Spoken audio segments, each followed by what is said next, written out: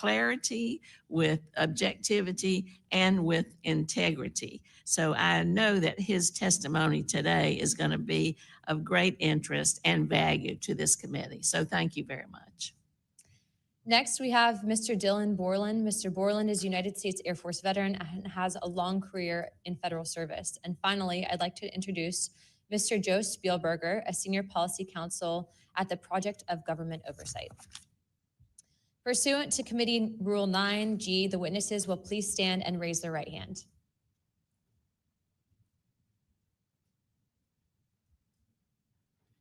Do you solemnly swear or affirm that the testimony that you're about to give is the truth, the whole truth, and the nothing but the truth, so help you God?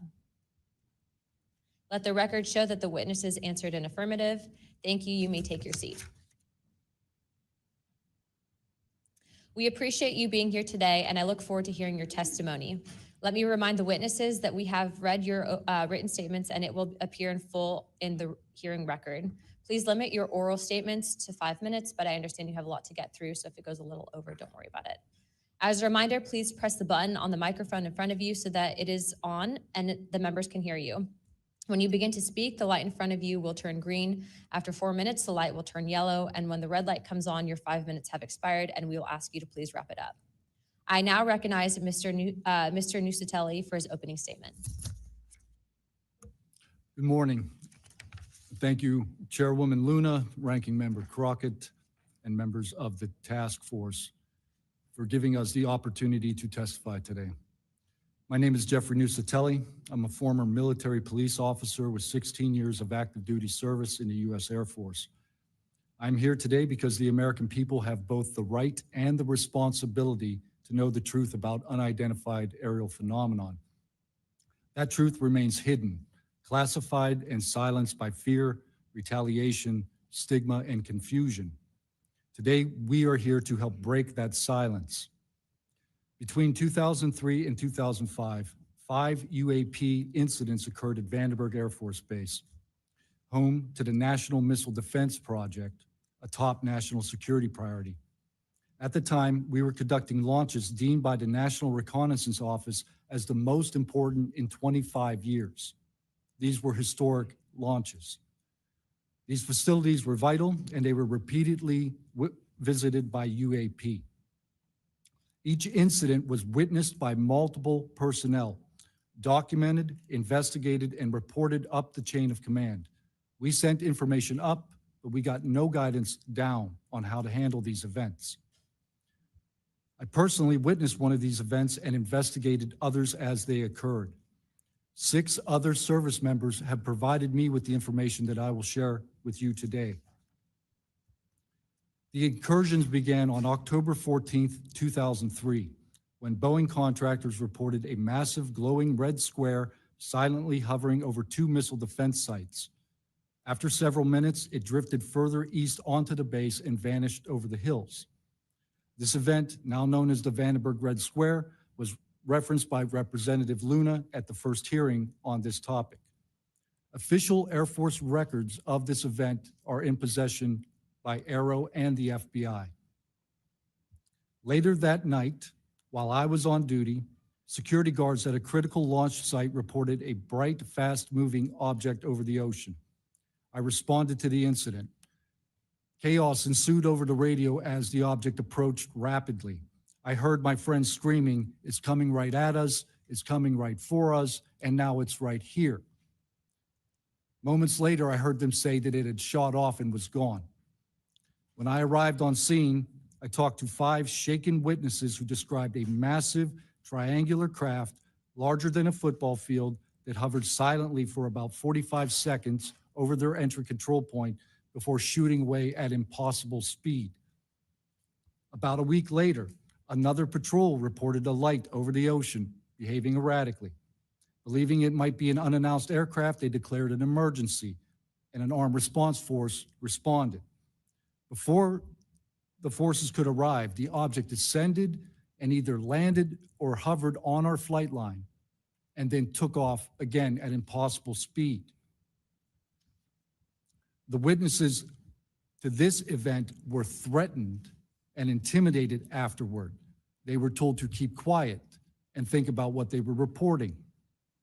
After that, things did get quiet until about 2005, when another patrol reported a massive triangular craft larger than a C-130 silently floating over the installation. He watched it for a few minutes. It traveled west and disappeared into the night. And then I had my own encounter, again in 2005. I was off duty, sitting in my backyard with two other police officers when we noticed what first appeared to be a satellite in orbit, but it wasn't acting like a satellite. The light was strange, it was pulsing, and then it started to maneuver. It dropped in elevation. At times it would vanish from view and reappear in a different location in the sky. And eventually it reappeared 200 feet over my house. It was a 30-foot diameter sphere of light. My friends and I watched it for a moment, and then it gently accelerated and traveled up and disappeared into the stars. These events profoundly changed my life and the lives of my friends. We stand at a pivotal moment in history. The question is no longer whether these events are real, but whether we have the courage to face them. True leadership requires vision, a willingness to confront the unknown with transparency and resolve. So I ask the Congress to help we the people enact this vision. There are three goals: fund independent research and treat UAP study with the same seriousness as we would any other scientific field. 2, end secrecy and overclassification. Transparency is the foundation of truth. Without it, witnesses like us are dismissed. 3, protect the witnesses. Many stay silent out of fear for their careers, reputations, and the safety of their families. Protect them, and you will embolden others to join this cause. These phenomena challenge our deepest assumptions about reality, consciousness, and our place in the universe. Exploring them can unlock transformative breakthroughs in technology, biology, and human understanding. Let this be the moment when America chooses courage over fear, transparency over secrecy, and progress over stagnation. Let's show the world that our nation leads not only through strength, but through fearless pursuit of the truth. Thank you. Thank you, Mr. Nuccetelli.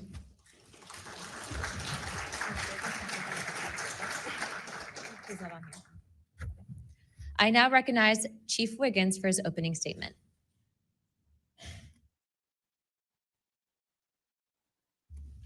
Please press your button. Thank you. Good morning, Chairwoman Luna, Ranking Member Crockett, and members of the task force and the committee. Thank you for the opportunity to testify today. My name is Alexandra Wiggins. I'm an active duty U.S. Navy Operations Specialist, Senior Chief Petty Officer, father of 3, and dedicated American testifying today in my personal capacity. The views I share are my own, and I do not represent the official positions of the Department of the Navy or any subordinate organization. On the evening of February 15th, 2023, at approximately 19:15 PST, in the Whiskey 291 warning area off the coast of Southern California, I was serving on board USS Jackson. During that period, I moved between the Interior Communications Center, ICC-1, and the bridge wing, correlating the sensor picture with visual observations, part of my routine responsibilities for surface and air picture management.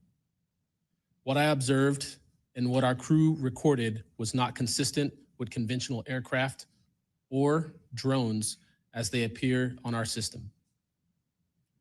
A self-luminous tic-tac shaped object emerged from the ocean before linking up with 3 other similar objects. The 4 then disappeared simultaneously with a high synchronized near instantaneous acceleration. I observed no sonic boom and no conventional propulsion signatures, no exhaust plume, no control surface articulation on the Sapphire image system. Shortly after the synchronized departure, radar tracks dropped. These observations were multi-sensor and recorded inside of ICC-1 with time location overlay visible in our source frames that have been made public by journalists. From my experience operating in this region over many years and consistent with our public characterized encounters, unidentified objects reoccur in United States operation areas off Southern California. That fact alone does not tell us what they are, but it does argue the systematic stigma-free reporting and for the preservation of sensor data so analysts can evaluate safe and intelligence implications with rigor. I want to underscore 3 points for the task force and the committee. Aviation and maritime safety. When crews and watchstanders observe objects that maneuver or accelerate in ways that does not match known profiles and do so near our ships and aircraft, that is first and foremost a safety issue. Standardized checklists and training should ensure we capture the best possible sensor data in real time, including IR settings, slant range estimates, and bearing and range altitude snapshots, and immediate chain of custody for any recordings. Reporting without stigma, protection without retribution. Sailors need to know that reporting UAP encounters will not harm their careers. Congress can help by reinforcing witness protection and by directing the relevant office to maintain confidential, destigmatized channels for service members who step forward with data. Declassification and transparency where possible. The task force declassification mission is directly relevant here, where operational security permits releasing metadata preserved sensor excerpts or at least technical summaries would improve public trust and accelerate outside scientific scrutiny. That includes, when feasible, the time geo-reference IR frames and radar parameters needed for independent analysis. To be clear, I am not here to make claims beyond my lane. I am here to provide a firsthand account of what I saw, what our systems recorded, and why it matters for safety, for intelligence, and public confidence. My request to you is practical. Help us capture, protect, fairly evaluate the evidence, and provide a safe pathway for those in uniform to report it. In closing, I want to thank the committee and the task force for holding this hearing and for placing this discussion in a forum where evidence can be examined carefully and openly. I appreciate your attention and stand ready to answer your questions. Thank you. Thank you, Chief.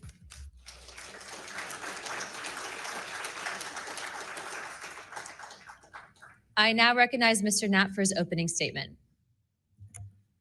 Good morning, Chairwoman Luna, Ranking Member, Ms. Crockett, and members of the task force. And Dina Titus, I just knew we were going to get you involved in this topic at one point. Great to see you here. I'm George Knap, Chief Investigative Reporter at KLAS TV in Las Vegas. I began my pursuit of this weird mystery way back in 1987. And for 38 years, I've always approached this as a news story. It's not a matter of faith or belief. To me, it's a story, and it's an important one. I'm proud to be here alongside these witnesses today, men who have seen strange things and stepped forward to tell the world about it. Whistleblowers and witnesses who step up are routinely insulted, belittled, or worse. They risk their reputations, their careers, their clearances, their livelihoods, and sometimes much worse than that, even their freedom. I know that one of the goals of the task force here is to figure out ways to protect whistleblowers and witnesses. And it's a tall order because so many of the things that happen to witnesses like these are extra legal. They're carried out by persons unknown, as Mr. Dave Grush, sitting up at the top of the room, knows all too well, including events in recent days that have happened to him. I want to share a couple of things that I've learned along the way on this long journey, and I submitted most of that in written form because I estimate that my statement here today would take about 4.5 hours. So I'm going to try to jump over and touch on the more important salient points.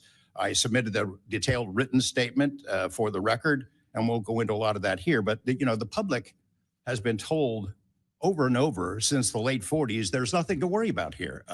These mysterious craft seen by millions of people in the skies, in the oceans, over the land are not real. They're not a threat. The witnesses are wrong. They're crackpots. Don't believe it. That changed for me. What got me hooked is the paper trail. Documents that were squeezed out of the U.S. government after the FOIA, Freedom of Information Act, became the law of the land. And those documents paint a much different picture than what the public, the press, and Congress have been told over many years. The documents from military and intelligence personnel behind closed doors admit that, quote, these things are real. They're not fictitious. They can fly in formation. They're evasive, and they outperform any aircraft known to exist, including ours. The public, of course, as I said, has been told something much different. Back in 1989, I reported about a guy named Bob Lazar, who claimed that he worked at a facility dubbed S4 out in the Nevada desert, very near to Area 51. He said he was part of a reverse engineering program. He said there are alien craft that will be taken apart to figure out how they operated out there. And that was a pretty tall order. I had clearly taken a dive into the deep end of the pool there. But in the years since then, I've interviewed dozens of other people, and I've detailed what their testimony has been in the written statement. They include Senator Harry Reid, Senator Howard Cannon, also of Nevada, a guy named Al O'Donnell, who was the first general manager of EG&G in Nevada, which managed the Nevada test site, which blew up hundreds of nuclear weapons. There's a guy named Dr. James Lukatsky, who was a career scientist with the Defense Intelligence Agency, who was the guy who initiated a program called OSAP, Advanced Aerospace Weapons Systems Application Program, which is, as far as we know, the largest acknowledged UFO program ever funded by the U.S. government, which put together an amazing pile of information that members of this committee and the world, most of which they have never seen. The DIA still hasn't released 95% of what was prepared by that program at a cost of millions and millions of dollars. The one name I do want to bring up in this session, though, is Robert Bigelow. So looking into the idea of crash retrievals and reverse engineering, while OSAP, that program, was active, the DIA's contractor, Robert Bigelow of Las Vegas, made a bold attempt to acquire physical proof of UFO crashes. It's been widely reported and suspected that Lockheed Martin is one of the contractors, the defense contractors, that has held this stuff, stored it away in secrecy, and tried to figure out how it works. I have confirmed on the record that Robert Bigelow and a trusted colleague from OSAP met with and negotiated with senior executives at Lockheed Martin and hammered out a deal wherein Bigelow's company, Bass, would receive a quantity of unusual material that had been stashed away and protected at a facility in California. That material was not made here. I want to move on now to the Russia files, because that was going to be sort of the central impetus of what I was going to talk to you about today. Back in the early 90s, I got into Russia, met with a number of their defense officials, Ministry of Defense and others, who confirmed for me that Russia had been doing the same thing that the United States had been doing, that is, secretly studying UFOs while publicly saying something completely different. The documents and interviews that I obtained and have now shared with this task force show that the USSR launched what is almost certainly the largest UFO UAP investigation in the world. The first phase of that was an order was sent out to the entire USSR military empire that every unit, you see anything strange in the sky, a craft, an orb, something unusual, you had to gather all the evidence, collect testimony from the witnesses, look for physical evidence, and all of that information went into one program at the Ministry of Defense. Thousands and thousands of these reports came in. A lot of them were first routed to the KGB, but then back to another program that came after this collection effort called Thread 3. And Thread 3 was an analysis program. We have provided to the committee the documents of what they were trying to do. And essentially, they were trying to build their own UFOs. They were using the information from their observations and studies to try to figure out the technology. The guy who was in charge of that program, Colonel Boris Sokolov, told me that their goal was to basically develop technology that would be superior to anything we had based on what they learned from UFOs. Mr. Knapp, just in the name of time, Sure. to my understanding, did you have anything you wanted to submit for Congress to see in this committee? I have submitted those documents. Would you like to play any videos? Do you have a video that you would like to play? I don't think it's for me to play. No, that was for Alexandra. Yeah, Alexander's video. Okay. You can play it, he could narrate it. Okay, we can, in the name of showing that video to everyone on task force, we'd like to play that video at this time. Sure.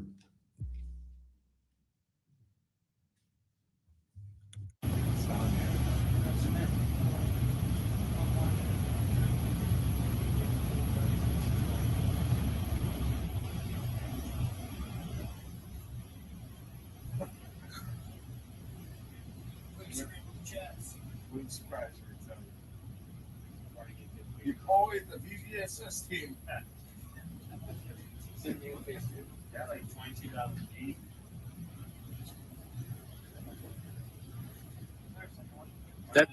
That shit took off earlier.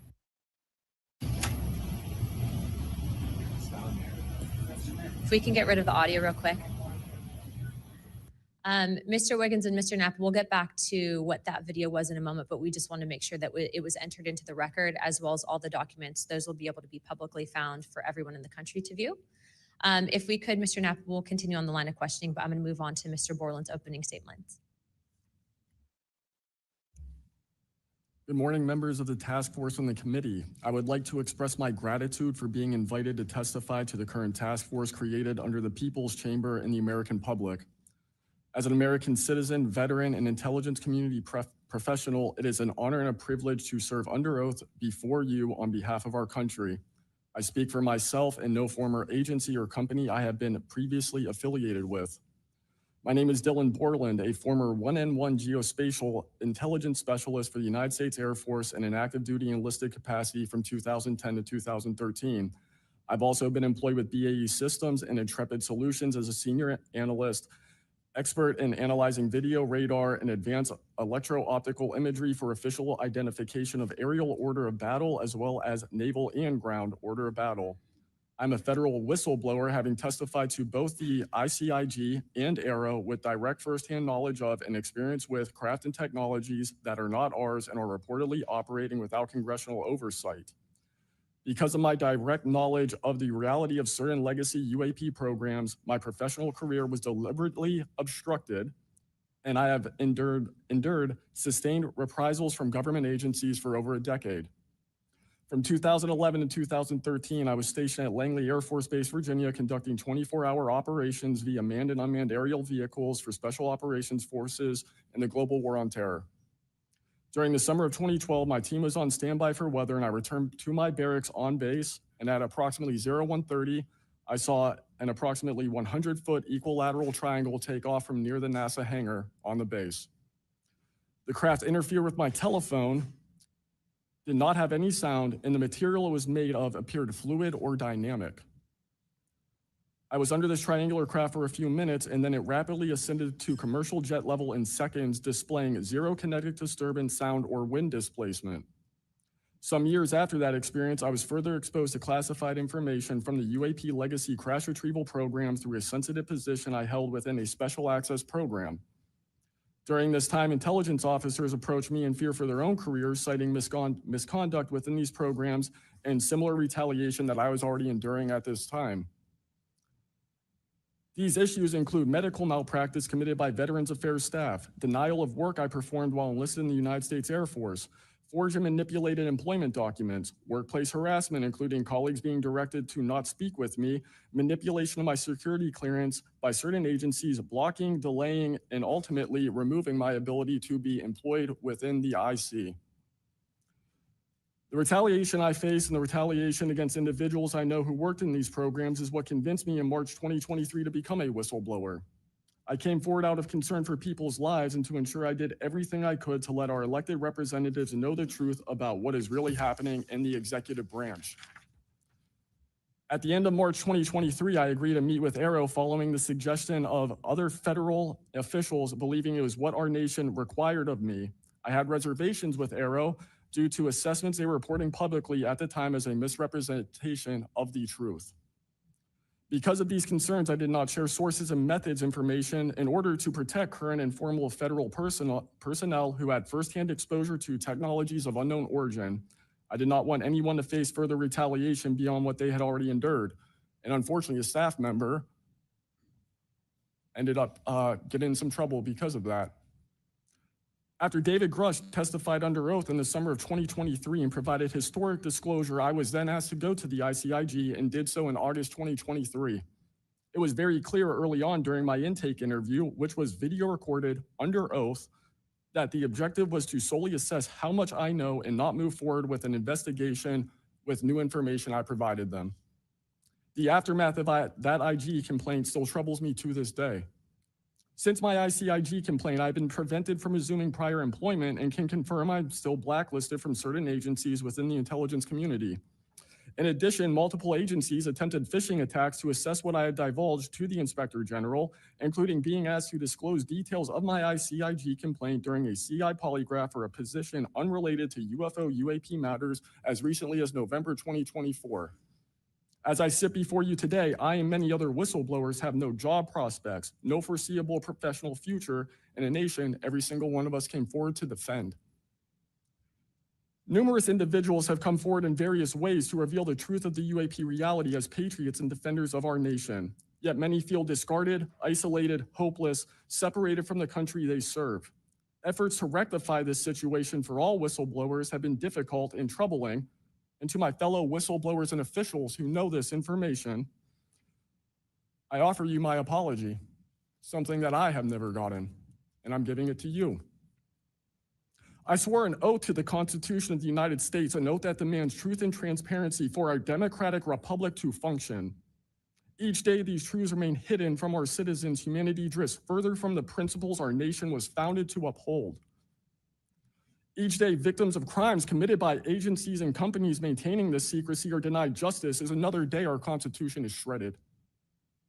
In 2023, Patriots provided this committee and the executive branch with undeniable proof of the UAP reality, and I commend your continued commitment.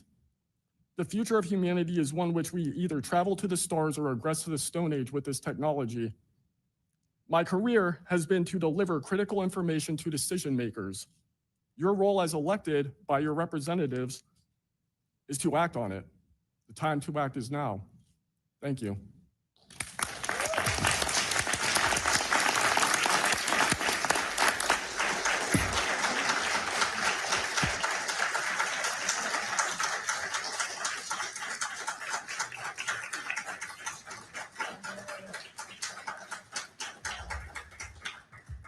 Mr. Borland, thank you for your service to our country, and we appreciate you. And we are sorry about how you've been treated, and we will make sure that we try to rectify that situation. Thank you, ma'am. Mr. Spielberger, please, your opening remarks. Chairwoman Luna, Ranking Member Crockett, and Task Force members, thank you for the opportunity to testify here today about the importance of strengthening whistleblower protections, especially in the context of national security. I'm a senior policy counsel at the Project on Government Oversight, a nonpartisan independent watchdog organization that investigates and exposes waste, corruption, abuse of power, and when the government fails to serve the public or silences those who report wrongdoing. Whistleblowers are the first line of defense to root out waste, fraud, abuse of power, and corruption in our government.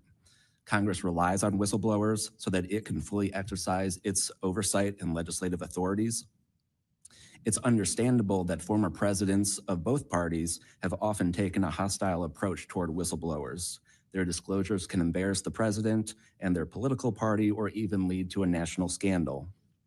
But whistleblowers continue to play a vital role during both Democratic and Republican administrations. They help Congress and the public identify and understand what government corruption looks like.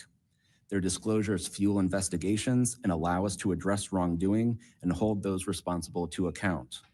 That's why historically, there's been a strong bipartisan consensus in Congress to support and protect whistleblowers.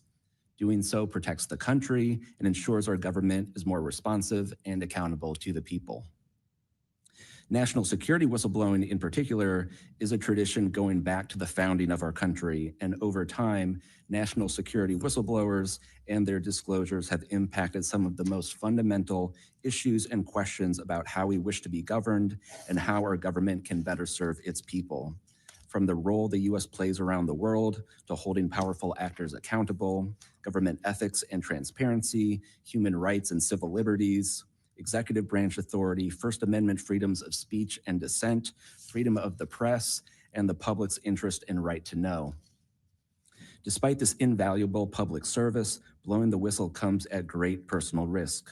Whistleblowers risk losing their jobs, careers, livelihoods, and reputations.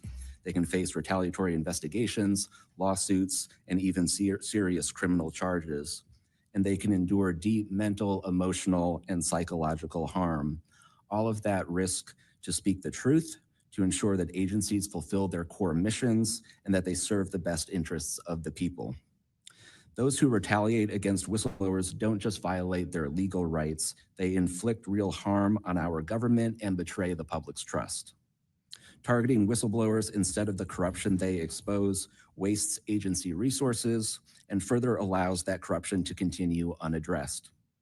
It can instill a chilling effect across an agency, fostering a climate of fear and distrust, quieting dissent and free speech, and deterring potential whistleblowers from coming forward in the future. Whistleblowers are often some of the most dedicated and principled public servants we have because of their willingness to put themselves on the line to do what's right. And Congress has historically supported them, again, on a bipartisan basis, but unfortunately, whistleblowing has increasingly become more politicized, with support for whistleblowers often hinging on which party is in power and which party is politically inconvenienced by the misconduct being exposed. But to be clear, targeting whistleblowers individually risks undermining whistleblowing, period. POGO advises members of Congress on both sides of the aisle to focus on the evidence, not the individual. We will always need whistleblowers to achieve the government that best serves its people, because when people of conscience, integrity, and good character refuse to speak up out of fear, complacency, or self-preservation, and leave corruption to fester behind closed doors, that is probably the most dangerous risk of all. If we are serious about increasing government transparency and restoring the public's trust, we need public servants committed to the truth. Whistleblowers need safe and effective channels to make lawful disclosures. They need stronger protections against retaliation. And when they do face retaliation, they need a fair shot to be made whole. Congress has made strides to pass whistleblower legislation, and these laws need to be updated and expanded so that whistleblowers truly receive the protections they need, retaliators are held accountable, and we can achieve the type of government the people deserve. We strongly urge Congress to continue its historic tradition of championing the rights and protections of all whistleblowers. Thank you again for the opportunity to testify here this morning. POGO is committed to working with you and the Oversight Committee to address these critical issues. I look forward to any questions. Thank you, sir, very much. Additionally, without objection, the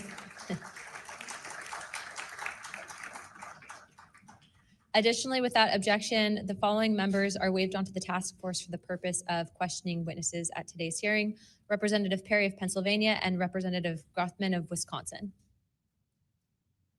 Sorry, and Representative Biggs from Arizona. I already got you, but yeah, we're good. Without objection, so ordered. I now recognize myself for 5 minutes of questioning. Also, as my friend Mr. Moskowitz might have to go, would you like to go now? Okay, all right. Mr. Borland, in your testimony, you described witnessing large triangular craft while stationed at Langley Air Force Base in 2012. Can you explain what you observed in terms of size, behavior, and why you're confident it was not conventional technology? Great question, ma'am. So on the base, I lived in the barracks. There was a little smoke pit outside. I was there on the telephone and looking across to the flight line, and I see a white light pop up and stop about 100 feet in the air. I thought it was a weather balloon. I've seen tests from there before, weeknight, normal thing, not surprising. I actually finished my cigarette and I began walking up towards the flight line. There is a track, and because I was on 3 months of night work, I would walk the track at night when we were weathered down. And as I began walking towards the light, towards the flight line and the track, the light then flies across the base, across the flight line, and as it flies to me, a triangle manifests around the light. I can't tell you if it's active camouflage. I can't tell you if it appeared around the light, but I can tell you that it was a white light and then it was a triangle. It stopped about 100 feet in front of me and approximately 100 feet above me. My telephone got extremely hot, completely froze, dead. I remember how thick it was. It was between 1 to 2 stories thick, equilateral triangle. I could never see the top of it, and the edges were 90 degrees. There were 4 lights in total, 1 light on each corner and a larger light in the center, 2 to 3 times the size of the corner lights. But what was really odd was the outside. The best way to describe it is like looking at a James Webb telescope picture where you have the colors and then the black background. So the craft itself was this black metallic flake paint, but on top of the craft was this gold, lava, plasma, some type of fluid going over and around the craft. I'm under this for about 2 to 3 minutes. And then the center light flashes 2 to 3 times, no sound, immediately shoots up to commercial jet level minimum, in my opinion. And I immediately feel static electricity all over my body. And then I smell the smell of after a thunderstorm or lightning storm, that really strong summer thunderstorm smell. It's up to flight level. I'm trying to get my phone reset, and I can only see the center light at this point. If I didn't actually see it take off, I would have thought it was a star. And then it hovers up there and it begins to slowly move due east out over the Atlantic Ocean. I finally got my phone reset. The entire thing was about, from the time I saw the light pop up near the hangar until it took off out over the ocean, was about 15 minutes. And following up to that question, after you disclose this information to the intelligence community, Inspector General, you're subject to phishing attempts and job blacklisting. How widespread do you think this is across the intelligence community for those who raise concerns regarding UAP programs? It's a difficult question to answer. I think prior to David Grush and people beginning this process of bringing people into awareness of the reality of these programs and certain things people have witnessed, probably extremely widespread. I think today there's still an issue, but because people are able to come before you and people are speaking out, I think it has been somewhat less. I would hope, though, that people would, because if this goes back into closed doors, this is going to get really ugly. What type of behavior have you witnessed from former Aero Director Sean Kilpatrick, as well as his staff, in relate to this information you provided to them? Did they ever try to classify this information as non-human technology? Good question. The problem with this is that I know what I experienced firsthand, and I know other things. I think the staff at Aero that I met with in March of 2023, I think they were good people doing the job they were told to do. I did not meet with Kirkpatrick. He was either not present or did not want to meet me that day. However, they did classify information about the reality of this subject. And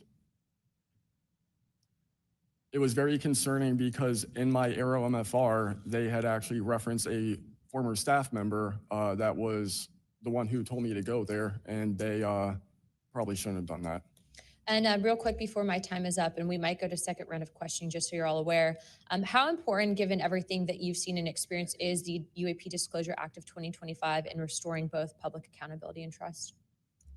I think very important. I would hope, though, that the 7-year window could be shrunk, my opinion, but very important. The truth needs to be known. Thank you very much. I now recognize Jared Moskowitz of Florida.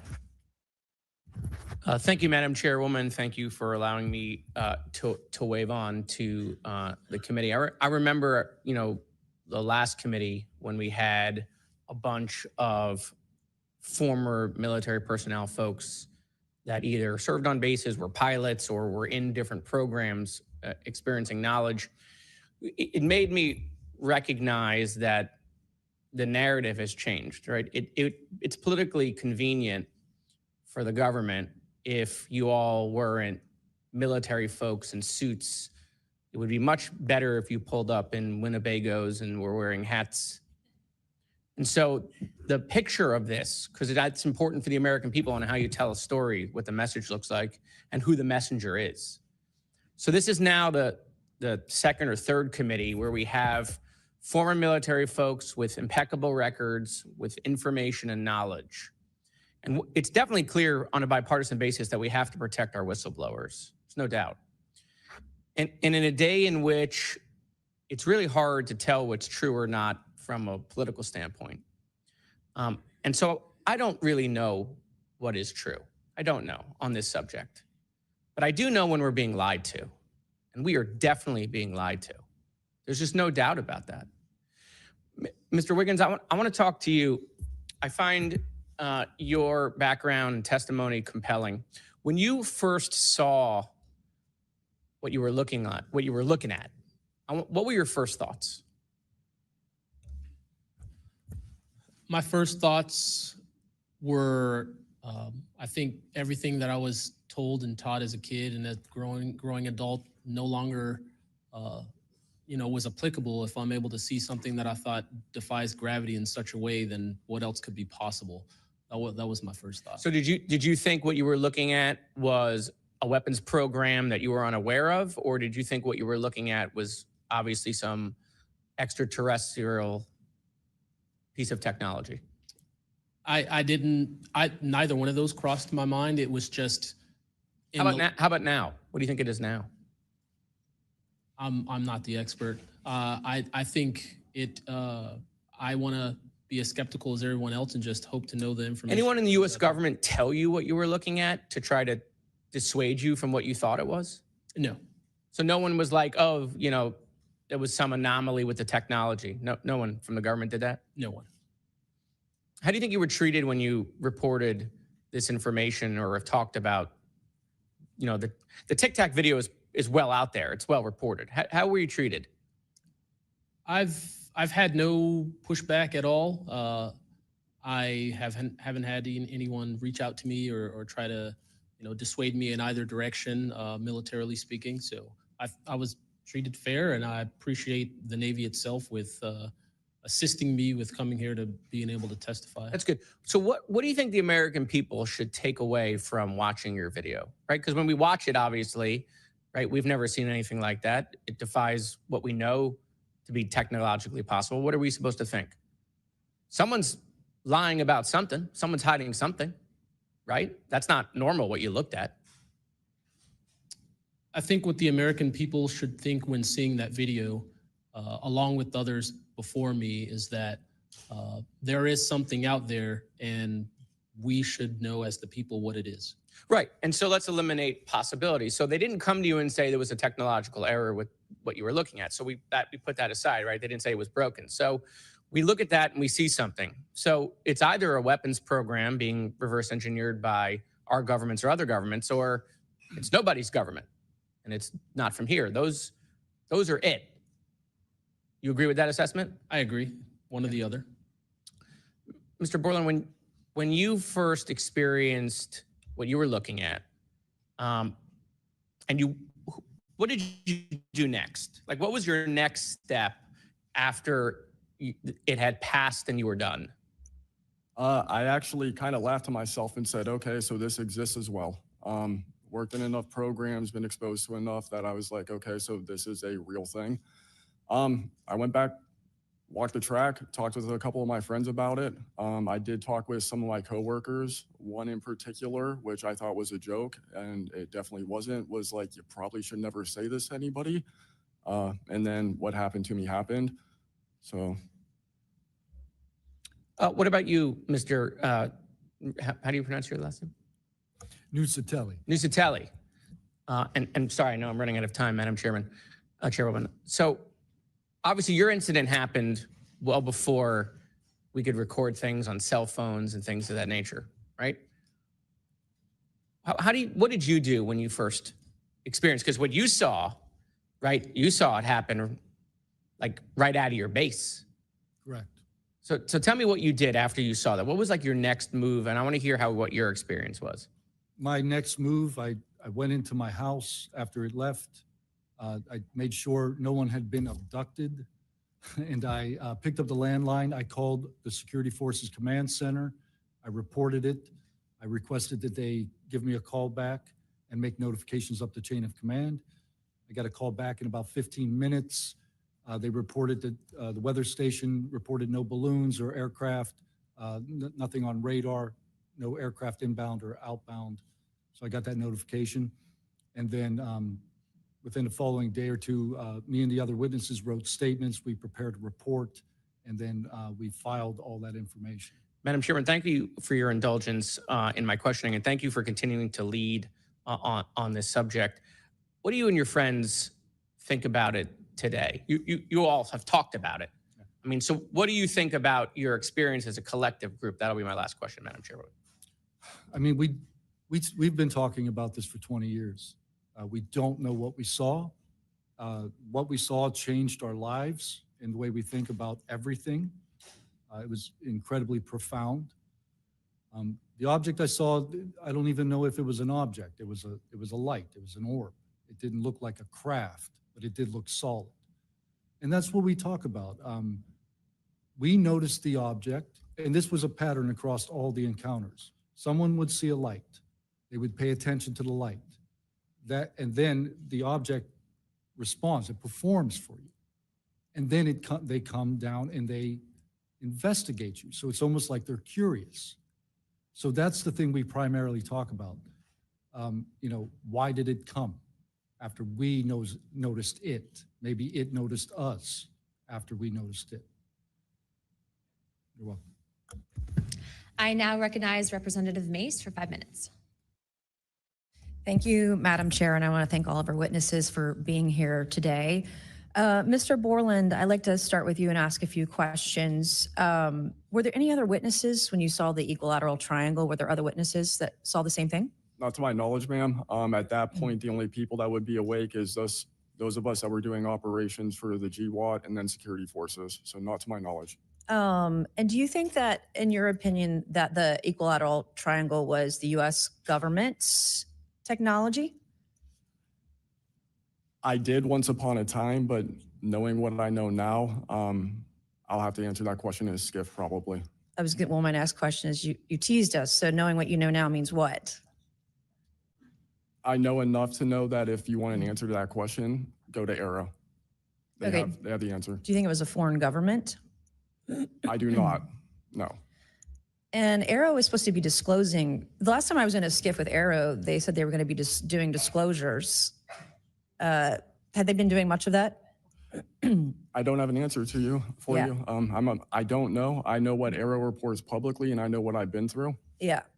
And some of this stuff can be, I think, debunked, right? Sometimes there are weather balloons that look kind of a little funky, or drones or whatever, depending on the angle, direction, speed, et cetera. Are you scared for your safety? That's a complicated question. So being here today, if I say the wrong word, technically I can be charged with espionage. Espionage is a death penalty. Whistleblowers have faced it. John Kiriakou, for example. I am not scared for my physical safety in the sense of an agency or company coming to kill me, but I have no job. My career has been tarnished. I'm unemployed, living off of unemployment for the next 3-4 weeks until that's gone. So it's a complicated question. Have there been stories leaked about your life to try to discredit you in the public eye? As of now, I don't know. We know they did that to Mr. Grush. I am aware. Yes, ma'am. They leaked his private medical information, horrific things. It is. Okay, you said in your testimony earlier with the chairwoman, you know other things. I guess that has to be mentioned in a skiff. It would. The other things. It would, pending I'm even legally allowed to speak on, and the people in the room are even legally allowed to hear it. And is that, would we need to know the compartmentalized word, like what the code word is, or the name of the program, the special access program, in order to even hear it? You have to know the word, right? I would suggest the name of it, right? I would suggest that to be asked to DNI Gabbard and work with her for that, because I can't give you the answer on what is the requirement. But this is what the U.S. government does, right? They compartmentalize the information. Only certain people know the name of the program, and if you don't know it, you can't get the information. If you don't have the name, you don't know what to ask for. Even when we're reviewing the budget, we go into a skiff, we look at DoD budget and the budget of black box programs, and we don't know what we're looking at because we don't know what these programs are. Is it a way for the government to hide from Congress what's really going on and where the money's going? In my opinion, absolutely, yes. You mentioned too in your testimony earlier that, quote, you went to speak with the government and they said somebody's name, a colleague's name, and you said they shouldn't have mentioned that staff person's name. What does that mean? A Senate staffer who is the one who helped me get to Aero recommended me I go there, gave me the email and the phone number because I could not find that information at all at the time. In fact, I believe you guys have talked about how Aero didn't even have a website for quite a period of time. We were told they were going to do disclosures, both what they've debunked, because some of it can be debunked, and then what they haven't been able to debunk. And to my knowledge, it hasn't been a thing. I only have 1 minute left. So Mr. Knapp, we are definitely going to watch every documentary. You guys have you and Jeremy have done a terrific job. I usually have more questions than I have answers. I think we all do. And you guys are doing a terrific job to bring information to the public. Do you think that any of this is a psyop by the U.S. government? Entirely possible. I mean, our government and other governments have admitted that they've tried to use UFOs to cover secret projects. But I think they also do some reverse engineering of those claims. So years after people start seeing UFOs over Area 51, for example, they come up with the story, oh yeah, that was, we planted that story. So I read in a major newspaper just a couple of weeks ago, they planted this story. An Air Force colonel went out into the desert, went to a bar at Rachel and gave them some fake UFO photos. And that's how the whole story about Area 51 started, which is preposterous. Yeah. And I didn't even get to the crash retrieval program stuff yet, Ms. Chairwoman. There's just so much. Okay. Thank you so much for your time today. I wish we had more time. Thank you, Madam Chair.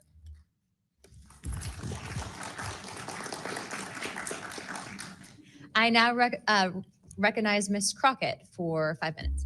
Thank you so much, Madam Chair, and thank you so much to each of the witnesses that have come before us today. The federal government has had a long-standing overclassification issue in general. We all know that, from the assassinations of MLK and Malcolm X to the COINTELPRO and torture programs to now UAPs. The federal government has kept the American public in the dark about issues of immense public interest. The federal government has routinely made excuses for failing to provide transparency to the public, the most common of which is national security concerns. Mr. Spielberger, can you provide an example of when national security was inappropriately used as a pretext for classification? Congresswoman, probably one of the most infamous examples of that is the 9/11 Commission that found that overclassification was a key factor in the failure to adequately prevent the attacks of that day. In addition to that, what lessons from these oversight failures should guide Congress in approaching UAP oversight? Generally speaking, we would advise this Congress to ensure that agencies adopt a general policy in favor of disclosure instead of a knee-jerk needing to overclassify information and documents. We should ensure that when information is classified or deemed sensitive, it's only for legitimate national security and privacy concerns. And we would recommend adding additional factors to the considerations of cost, value, and certainly to the extent that it's critical for the public interest and the public's right to know, especially when we are talking about these very serious national security concerns and implications. Can you speak to how whistleblowers have historically helped Congress uncover the truth in other areas and how that might apply here? Absolutely. So again, Congress has always relied on whistleblowers coming forward and making disclosures in a number of different issues across different agencies, anything from national security to airline safety, railway safety, environmental concerns, workplace health and safety, a lot of issues coming out of the COVID pandemic, for example. Whistleblowers have come forward with important disclosures on just about any critical issue affecting our government and affecting the American people, all of which have grave implications for the rights and protections that we have and how we live our lives in communities across the country. How important is it for whistleblowers to have strong protections when it comes to UAP-related disclosures or disclosures of other topics of excessive government secrecy? It's absolutely vital. This has been one of the disappointing failures of doing this work, of advocating for stronger whistleblower protections. We recognize the invaluable public service that brave whistleblowers play in coming forward, again, taking all of these risks that we've heard about just to speak the truth, to get important information out in the public consciousness, but they can only do so when we have safe and secure channels for reporting, when there is trust in the independence of agency watchdogs like inspectors general, like the Office of Special Counsel, like the Merit Systems Protection Board that play critical roles in investigating whistleblower disclosures and enforcing the protections of whistleblowers. All of that is essential to allow whistleblowers to keep coming forward and playing these incredibly important public roles. Thank you so much. Let me just say this. People look at Congress, especially now, and they see a lack of unity. They don't see the ability for us to come together really on much of anything. I will say that I do applaud the chairwoman and the work of this committee because for once, I feel like we are focusing on governing, which should be about transparency.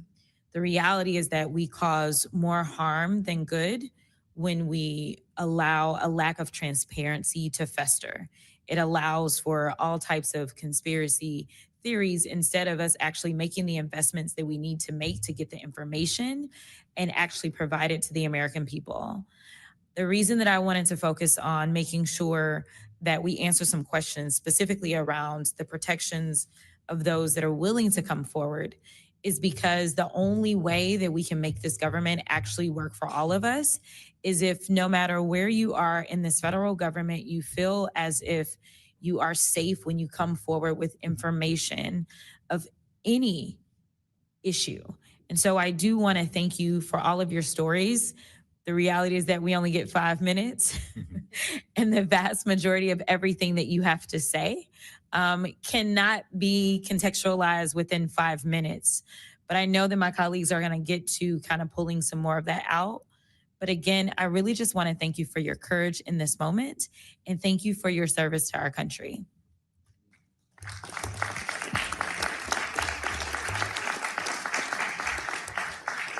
I now recognize Mr. Burchett from Tennessee for 5 minutes. Thank you, Chair Lady, and thank you, Ranking Member Crockett. I see a lot of friends out there, and I see a couple enemies, so I'll kind of remember that. But it's a pleasure being here. I want to remind people, too, this thing is an ongoing deal. We're not going to get this overnight. We've been fighting this battle, some of y'all, for 30 years and maybe longer. I hope we just keep focused on what we're trying to get to is total disclosure. We get a little wrapped up in a lot of things, but the government has something and they need to turn it over to us. We pay their dadgum salary, you pay our salary, and you ought to get more out of us than you do. And that's what disgusts me about this whole thing. I think they're just trying to run the clock out on us, really. They'll poke us a little and they'll make jokes to us and try to pull us off the target, but I think we know where we're at. And that's why they're firing at us, because we are over the target. My first question is Mr. Knap.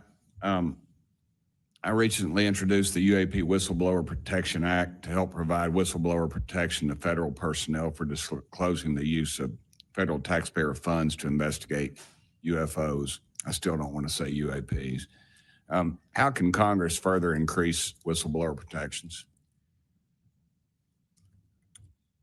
I think you got to unleash the dogs and go track down the money and where it goes, because a lot of this stuff has been moved out of government. Sure. As you know, Rep. Burchett, it's been given to private contractors who stashed it away. They've had it for so long that there's nobody left inside government, or very few, who know where it is. And they do that to keep us from FOIA, correct? Yeah, it's to keep it from FOIA. And I think that the contractors who've had this stuff for a very long time set their own standards about who is allowed to know what.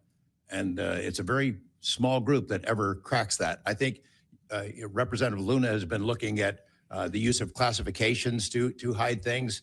I'm not sure that even this committee getting security clearances that should allow you to see this stuff would allow you to follow where it really goes. I worry about the people that are looking at it, don't even know what they're looking at. I mean, it's gone through so many, I mean, since Roswell, for instance. I mean, you think there's nobody even alive that was around any of that stuff. Yeah, So I don't think they've made much progress from the people that I've talked to. I don't think they've made much progress in learning that technology. Might have made some, but you wonder, you know, the implication is Tic Tac. Oh yeah, that's ours. What flew over Washington, D.C. in 52, is that ours too? When are you going to break that out? You guys authorized tens of billions, hundreds of billions of dollars on weapon systems that can't do half of what we've seen UFOs do. So when do they break this out?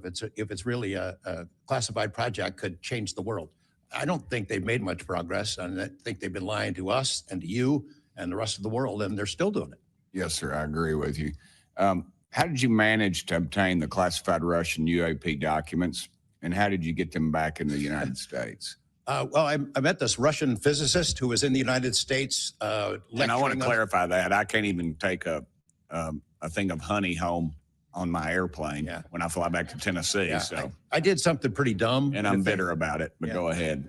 I did something kind of dumb. I met with these officials who, you know, during that time period, glasnost, perestroika, the Russians were trying to open up to the world. And I saw it as a window of opportunity, and it was. And we were able to talk these folks into providing us information that otherwise we would never have seen. Some of that was classified.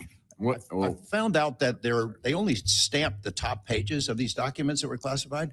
So I just removed them. I removed those pages and I carried them out. And if they'd caught me, I'd be in a gulag still. Yeah. We'd be saying, what happened to George Knapp? Oh, yeah. What happened to the Russians that came forward to you in 1993, and were there any repercussions for them? Well, there were. The first thing that happened when I talked about this after getting back and going through the files and things and sifting through it, the Russian physicist who had helped us be introduced all these people wrote back and said there was a huge eruption, that there was the real right, far autocratic forces that wanted a return of the USSR had really go after these guys. They described them as traitors. Nikolai Kapranov, the physicist friend of mine, said, look, if this had happened 5 years earlier, we would be in prison. If it had happened 10 years earlier, we would have been shot. Right. Luckily, at that point, Putin was not in power, but none of those people that we talked to on that trip in 1993 would ever talk to me again. I went back in 1996, and it was like I had the plague. I spoke to different people, but they were scared. And eventually, the story was spun where the Ministry of Defense officials who gave us this information were described as ufologists, who said there was nothing really significant to these files. They didn't really find anything a big deal. And I can tell you, you'll see those files that I shared with you. They did find stuff. There was an incident in October of 1982 over at ICBM base where UFOs popped up, was observed over this base where the missiles are pointed at us, United States. These UFOs perform incredible maneuvers. They split apart, they fuse back together, they'd appear and disappear. And right at the end of this 4-hour period, the launch control codes for the ICBMs lit up. Something entered the correct codes. The missiles were fired up and ready to launch, and they could not shut it down. The Russian officers were panicking. The UFOs they disappeared. The launch control system goes back to normal. Colonel Sokolov and his team came in, took the thing apart, could not figure out what it was. It wasn't a power surge or EMPs or some of the baloney excuses that our country has given for similar events involving our nuclear missiles. They thought it was a message from wherever the UFOs were from. And that's a chilling thing. I mean, we were a couple of seconds away from World War III starting, and the UFOs were responsible for it. All right, I'm out of time, but real quick, who are the contractors that have this material, corporations? Well, one of them is Lockheed. And I'll tell you, I mean, you know, I'm not saying Lockheed's the bad guys. They're doing what they were asked to do. Sure. They have lied about this because that's what they're supposed to do. But Lockheed would be one. There's a list I can give you, Congressman. Some of the big ones, the usual suspects. Okay, thank you. Yield back, Chair Lady. Sorry for going over. It's all good. It's all George Knapp's fault. I now recognize Ms. Bobert for 5 minutes. Thank you, Madam Chair. Chief Wiggins, based on your training and operational experience, could the behavior that you witnessed, a transmedium object vanishing without a sound, be explained by any known technology that we possess or other governments possess? It cannot. And has any government agency debriefed you or any of your shipmates regarding the EOIR and radar confirmed UAP encounter aboard USS Jackson? No one has, no, ma'am. What was that encounter like when you brought that up? If you want to briefly summarize that, when you brought that to their attention and then you were not provided any follow-up, who was told and how did you feel when there was no contact back to you? As far as the actual incident happening Yes, or sir. the reporting level? Yes, Chief. It was within the event happening. My duties are to report to the tactical action officer on watch while we're standing watch. So tactical action officer was there. I made my report. I've not had any discussion outside of that day. There's been no communication to me or requests from me within inside of the military. But speaking of that actual incident itself, once the report was made to the tactical action officer, that's when I made the decision to ask the individual watchstander that was controlling Sapphire to be able to slew into the location. And that's what you see in the video itself is when the watchstander is slewing in and kind of showing us what we're looking at. But outside of that, that's as far as the reporting went that I know of. Thank you, Chief. Just for the sake of time, Mr. Nuccetelli, has RO, the Air Force, or the FBI ever followed up with you personally about the Red Square event? I did have follow-up by Aero, nothing with the Air Force. The Aero office updated me, I think, at least 2 times. They let me know that they were unable to locate any records, that the records had been destroyed by the Air Force. The Air Force is destroying all their police records every 3 years on a schedule. So You were informed that these documents were destroyed. Well, I have a Freedom of Information Act from the Air Force that states clearly that they destroy all police records on a 3-year schedule. Okay. So they were sitting on documentation, destroyed it, refused to question any of the lead investigators, anything leading into this investigation?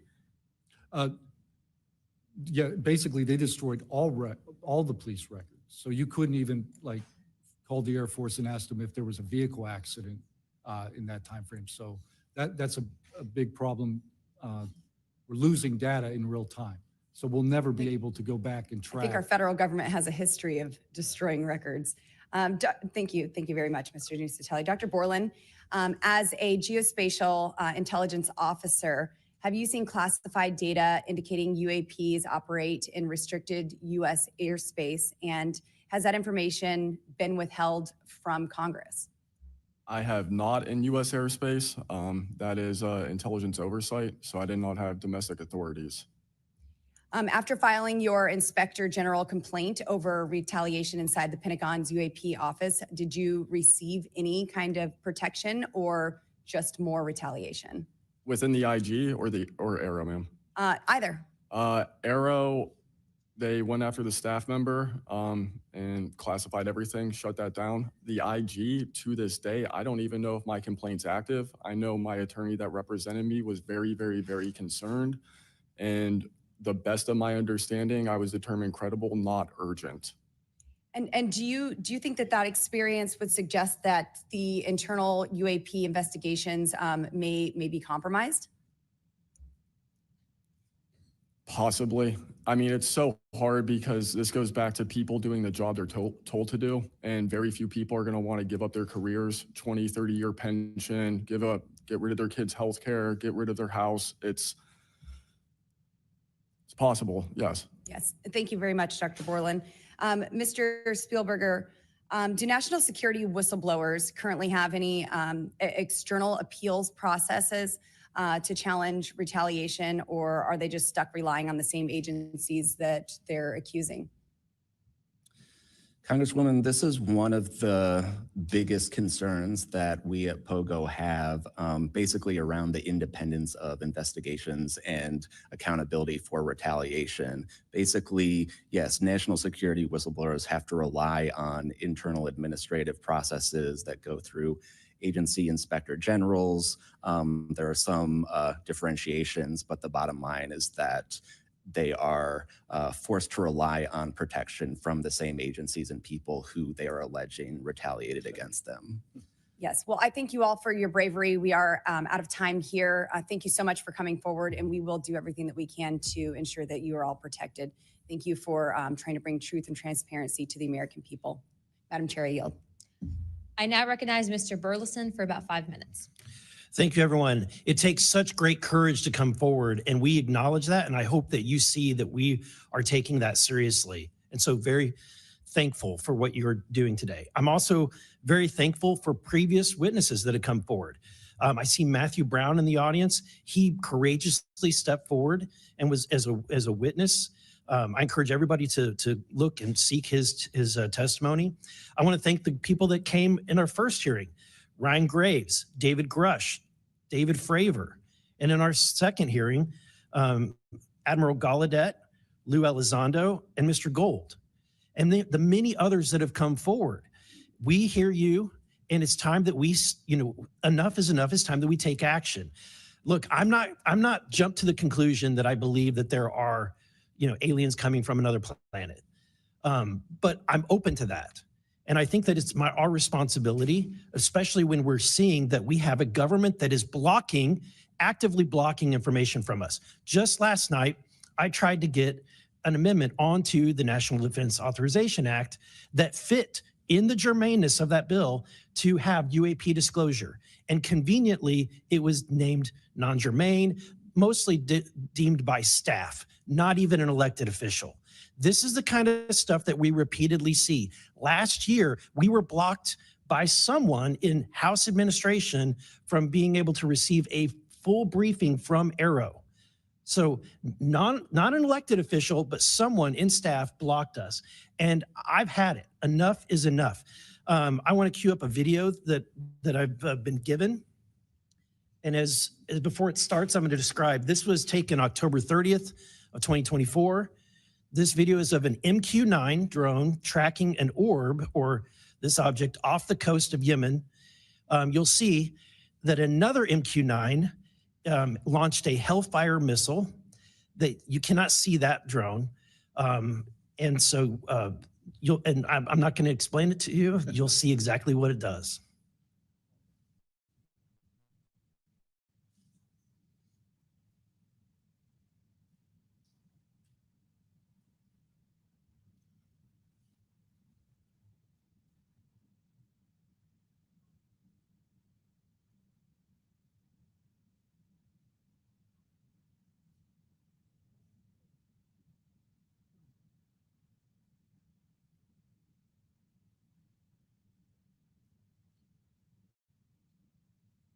This is when it zoomed out, so you can still see it traveling.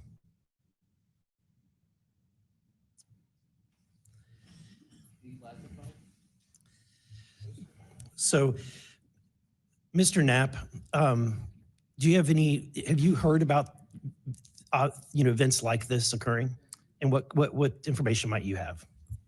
I have heard about events like this. I have heard about this event. Jeremy Corbell and I talked about it in one of our episodes a while back. We did not have the video, though. There are servers where there's a whole bank of these kind of videos that Congress has not been allowed to see, that the public hasn't been allowed to see. Occasionally, some of that stuff gets out in the wild and it comes our way. It should be going to you. The public should be seeing this stuff. And why you're not allowed to, I don't know. But that's a Hellfire missile smacking into that UFO and just bounced right off. And it kept going. It kept going, and it looks like the debris was taken with it. Yeah, what the hell is that? So flies like that? Again, I'm not going to speculate what it is, but the question is, why are we being blocked from this information consistently? I want to ask this just a question. How in the world, this is the document, I want to enter this in for the record if it hasn't already been entered, Madam Chair.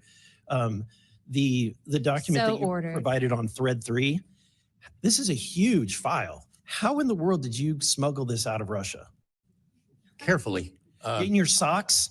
And I don't think I want to be really specific about it because I might have to go back there and get some more sometime. Although, Okay. no, that'd be crazy to do that. Well, I took the top pages off that were stamped with the security signature, and I carried them out on my person. But the rest of them, I just threw in my suitcase and threw some caviar in there as a distraction as well, and hoped for the best. Otherwise, I'd be a citizen of Siberia right now. And you had you reported James Lakatsky came to you with government possession of NHI craft and how they ultimately gained entry. Can you testify to the veracity of that claim? Dr. Lakatsky is an honorable man who served most of his career with the DIA, a very trusted, high-level rocket scientist and intelligence analyst who inspired the OSAP program, as I said earlier. And in full disclosure, I've co-written 2 books with him. He dropped this on myself and our other co-author out of the blue. And it took 14 months for us to get DOPSR approval for him to release 2 sentences on that. He said this craft, we had managed to get inside of it. It had no wings, no rotor, no tail. It had no fuel tanks. They didn't know how it flew or how it was operated. It clearly looked like it was aerodynamic, but he would not go further. He's a by-the-book guy, and until he gets clearance to say more about that, I don't think we're going to hear much more. But it's not ours. It wasn't ours. We didn't make it. We didn't know who made it and how it was built and how it operated. We've got at least one, and I don't know. I think that's enough confirmation that we do have recovered discs and materials. Lastly, Mr. Borland, in the classified realm, have you been exposed to undeniable confirmation of NHI technology? And then my second question is Base Systems involved in any way with reverse engineering exploitation of non-human intelligence craft? Yeah, we're gonna have to have a conversation this Skip for that. Whether I'm legally even allowed to answer that, and whether you're even allowed to hear it, sir. Okay. Again, you can sense our frustration. And so I just want to thank you for coming forward. We will continue to fight because, look, this is about making sure that this government belongs to the people and restoring the republic the way it was intended to be. Madam Chair, I also have further witnesses of courageous individuals. It was given to me by Dr. Stephen Greer, including Michael Herrera and his testimony. We have Roderick Castle and his testimony, Randy Anderson, his testimony, Stephen Digna, and others, 3 others, all saying similar things to what the witnesses today have said. And I would like to enter that into the record as well. No objection. Thank you. I now recognize Representative Lee for 5 minutes. Thank you, Madam Chair. I think we need to make sure that we don't get distracted by sensational stories only of unidentified anomalous phenomena and lose track of what the core of this hearing is about.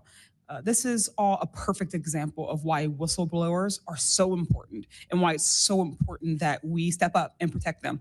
With Trump, RFK Jr., EPA Administrator Lee Zeldin, and others committed to dismantling government and firing professionals who do dare to speak out against the threats this administration's disastrous policies create, we have to focus on protecting all whistleblowers, not only the ones who are reporting on UAP. I'd like to thank the whistleblowers who have agreed to come before the committee today and speak their truth. This administration's claims to care about waste, fraud, and abuse, and so often it is the whistleblowers who care and who are the tip of the sword fighting against the real waste, fraud, and abuse. One study found that whistleblowers expose fraud at more than twice the rate of third-party auditors. So, Mr. Spielberger, what are some of the best examples of whistleblowers exposing fraud and abuse in the federal government? Thank you, Congresswoman. Again, whistleblowers have played such a vital role across so many different issues. One prominent example goes back to the 2014 VA waitlist scandal. POGO actually played a very instrumental role coordinating with Iraq and Afghanistan Veterans of America. At that time, we received tips and whistleblower disclosures from over 800 different individuals talking about the VA subjecting veterans to extensive wait times in order to get the basic standard of care that they deserve. It's certainly prolonged serious illnesses, even contributing to hastened deaths.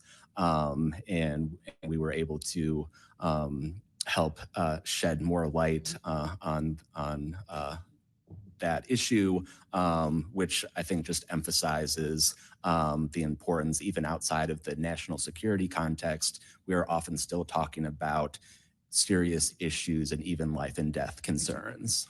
And unfortunately, whistleblowing can lead to serious repercussions and retaliation, especially in this vindictive and lawless administration. Mr. Spielberger, in the past, what kinds of retaliation have they faced, and what are we seeing today under the Trump administration? So we've certainly heard about a number of different examples of retaliation. One that I'd like to highlight that Mr. Borland referenced previously is retaliation through abuse of the security clearance process.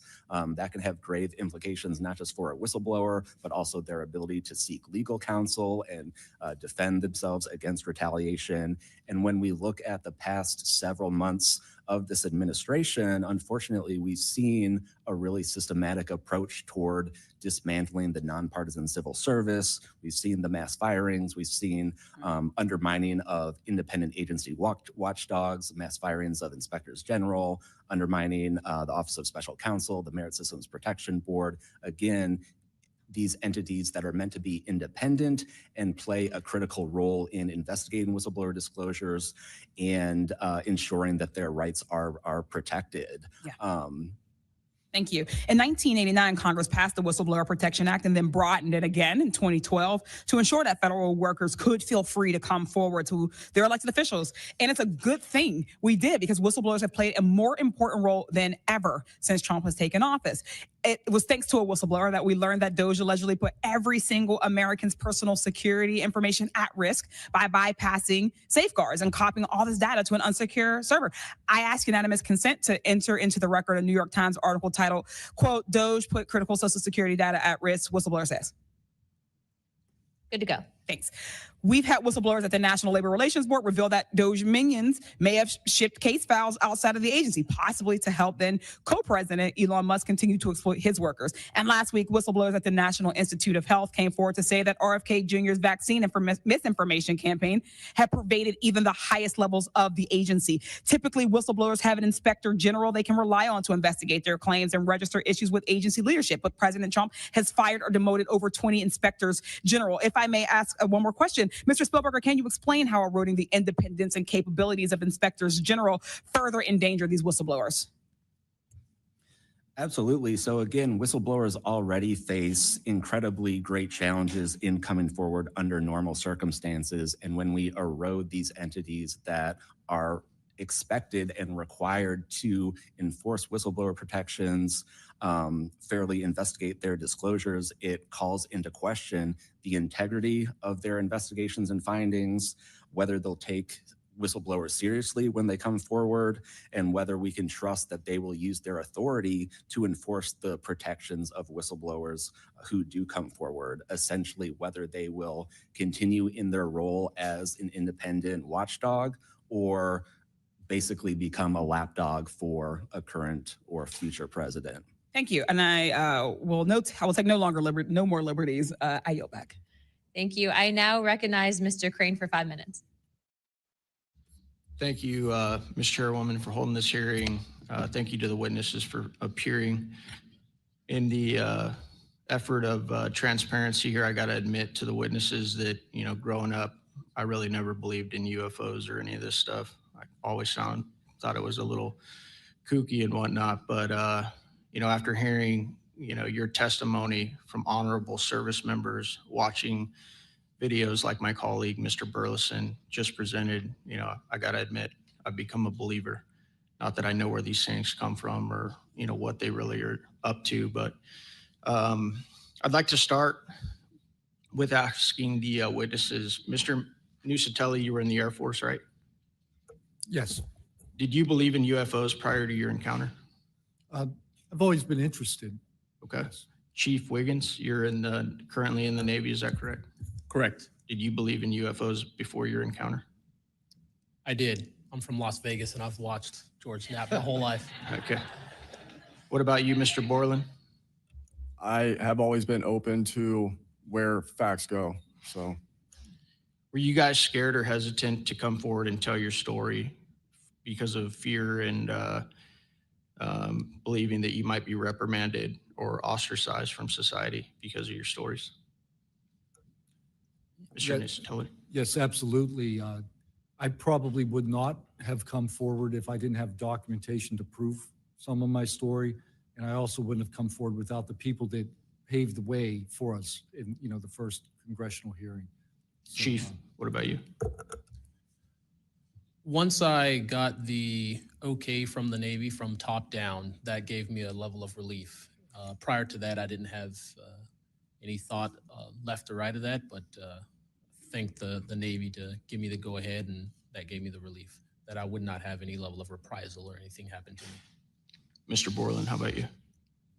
absolutely. I mean, after I went through everything, it was pretty clear that I caused a major issue in the executive branch. So I did what I was supposed to do. And that's why I haven't spoken publicly. That's why I'm happy to be here. This is how I wanted this to be done in regards to me. Mr. Borland, why do you think that you faced reprimand and discipline for your effort to come forward and be transparent about what you saw? About what I saw is the reason why I got into what I know and has been disclosed to Aero and the IG. And I think that information, well, it was labeled an extremely sensitive national security issue. Thank you.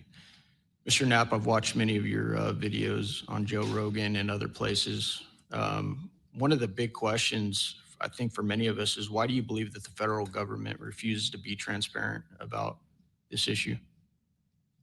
I think there's probably multiple reasons. At the start, when these things first started invading our skies in large numbers, we were scared. It was right after World War II, and we didn't know what they were, and they didn't want to panic the public, and that was probably a good call. Over time, I think the lying sort of became institutionalized. Flights over Washington, D.C. in 1952, they're seen, they're captured on radar, jets are chased after these objects, and then we get an explanation it was a temperature inversion. And those kind of lies have been told for a long time. What was told to me by an investigator from Congress, a guy named Richard D'Amato, who was sent after this story by Robert Byrd and Harry Reid. He came out to Nevada, tried to get into Area 51, did get in there, looked around, talked to people, trying to get to the bottom of it. He believed that this program, reverse engineering, et cetera, was inside, had been moved inside these corporations. And he said, when this comes out, people are going to go to prison. And he meant people who were basically misusing legitimate national security funds, tens of billions of dollars, in order to keep this cover-up going. I also believe there's a legitimate reason for the cover-up, in that there is undeniable connection of national security involved in this technology. If we are racing for it to master that technology against the Russians and the Chinese, which is what I have been told by Senator Reid and many others, then it is a race that's critical to our survival. There could be a form of disclosure, I think. Yes, it's real, it's from somewhere else, without revealing all the details that would allow someone else to have an advantage in the race for this technology. Thank you. Finally, I'd like to enter into the testimony a letter I sent to the DOD regarding the case of Major David Charles Grush, a UAP whistleblower who's been extremely helpful to this committee. Unfortunately, due to his participation in the disclosure of UAP, he suffered reprisal like the removal of his clearance, denial of promotion, and loss of medical retirement. I wrote the DOD on July 24th, 2025, on behalf of Major Grush, and I'm still waiting for a reply. I appreciate any help the committee can offer to get a response. Thank you. I yield back. Without objection, we'll be following up with the DOD after this hearing. Thank you, Representative Crane. I'd next like to recognize Representative Gill for 5 minutes. Thank you, Chairwoman Luna, for holding this hearing, and I'd like to yield a minute of my time to you. Perfect. My first question is to Mr. Knapp. Mr. Knapp, how do we know that the files that you obtained from the former Soviet government are not BS and just given to you as a disinformation campaign against the U.S. government? That's a good question. So I shared some of them with the Senate Intelligence Committee when I first got back because that was requested by the Russians who shared some of that information with me. Secondly, I gave all of that material to the DIA through BASS, the OSAP program. Sorry for the acronyms. Can you name names real quick? Sorry. At BASS or Or who OSAP? did you give them to directly? I gave them to Robert Bigelow and to Jim Lukatsky. And they hired a whole team to go through them and retranslate them and analyze it. And they created a structure of how the UFO programs in the USSR and Russia were put together. They said they were real. The other person who said they were real is David Grush. Noted. Thank you. Representative Gill. And thank you. I'd like to yield the remainder of my time to Eric Burleson.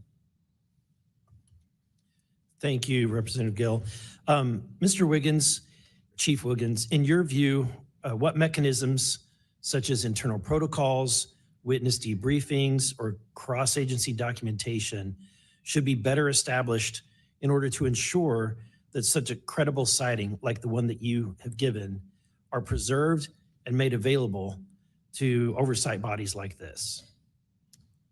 Thank you, sir. As a active duty Navy member,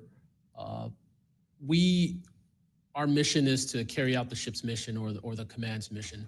And we, on a general basis, don't have knowledge of what to do when we see things like this. We just don't. We're there to do our mission and do what's told of us, right? So I think what would be important is giving active duty members a clear way of being able to report things like this to where it gets to this point.